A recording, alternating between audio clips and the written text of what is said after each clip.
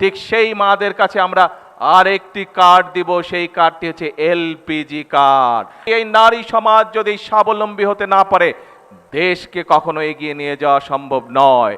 সরকার গঠনের সাথে সাথে 1 মাসের ভিতরে আমরা ফ্যামিলি কার্ডের পাইলট প্রজেক্টের কাজ শুরু করে দিয়েছি। বিএনপি যদি জনগণের ভোটে আল্লাহর রহমতে সরকার গঠনে সক্ষম হয় সেই 12 তারিখের নির্বাচনে, তাহলে বিএনপি জনগণের জন্য কতগুলো কাজ পরিকল্পনা গ্রহণ করেছে।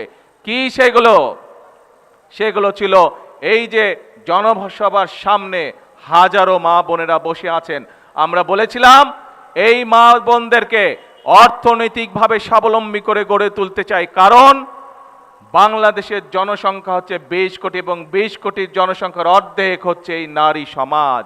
আমরা দেশকে নিয়ে যতই পরিকল্পনা করি না কেন, বাংলাদেশের অর্ধেক জনগোষ্ঠী যদি পেছনে থেকে যায়, বাংলাদেশের অর্ধেক জনগোষ্ঠী এই নারী সমাজ যদি স্বাবলম্বী হতে না পারে দেশকে কখনো এগিয়ে নিয়ে যাওয়া সম্ভব নয়।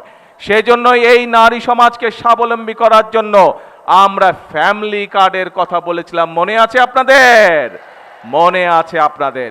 এবং আল্লাহর রহমতে সরকার গঠনের সাথে সাথে 1 মাসের ভিতরে আমরা ফ্যামিলি কার্ডের পাইলট প্রজেক্টের কাজ শুরু করে দিয়েছি। প্রিয় ভাই বোনেরা, বাংলাদেশের কয়েক হাজার পরিবারের কাছে এরই ভিতরে ফ্যামিলি কার্ড পৌঁছে গিয়েছে, কয়েক হাজার মাদের কাছে এই ফ্যামিলি কার্ড পৌঁছে গিয়েছে। ইনশাল্লাহ এখন কয়েক হাজার মায়ের কাছে পৌঁছেছে, এই হাজার ইনশাল্লাহ আস্তে আস্তে লক্ষে পৌঁছবে, কয়েক লক্ষের কাছে যাবে ইনশাল্লাহ, কয়েক লক্ষ থেকে ইনশাল্লাহ কোটিতে গিয়ে পৌঁছাবে সেই ফ্যামিলি কার্ড।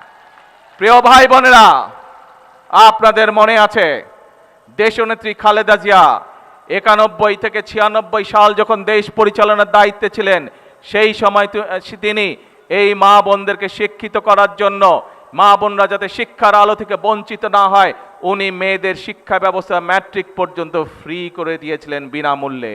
পরবর্তীতে যখন দেশনেত্রী খালেদা জিয়া আবার 2001 থেকে 2006 পর্যন্ত দেশ পরিচালনার সুযোগ পেয়েছিলেন, তখন সেই মেয়েদের শিক্ষা ব্যবস্থা বিনামূল্যে উনি ইন্টারমিডিয়েট করে দিয়েছিলেন। মায়েদের হাতে আমরা যেরকম ফ্যামিলি কার্ড পৌঁছে দিয়েছি, ঠিক একইভাবে সারা বাংলাদেশে যারা ফ্যামিলি কার্ড যাদেরকে দিব, ঠিক সেই মাদের কাছে আমরা আরেকটি কার্ড দিব, সেই কার্ডটি হচ্ছে এলপিজি কার্ড, যাতে করে তাদেরকে আর রান্নার কষ্ট পোহাতে না হয়।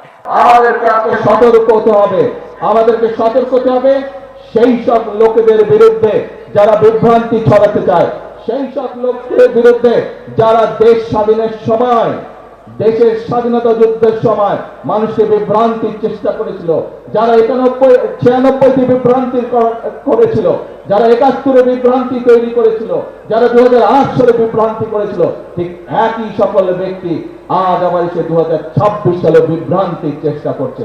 কাজে প্রিয় ভাই বোনেরা, আমাদেরকে আজকে দেশকে গড়তে হবে। আমরা সংগ্রাম করেছি, আমরা আন্দোলন করেছি এবং তারপরে স্বৈরাচারের বিতাড়িত হয়েছে এই দেশ থেকে। এখন আমাদের সামনে কাজ করতে হবে, আমাদেরকে এখন দেশকে গড়তে হবে, আমাদের দেশকে সামনে নিয়ে যেতে হবে।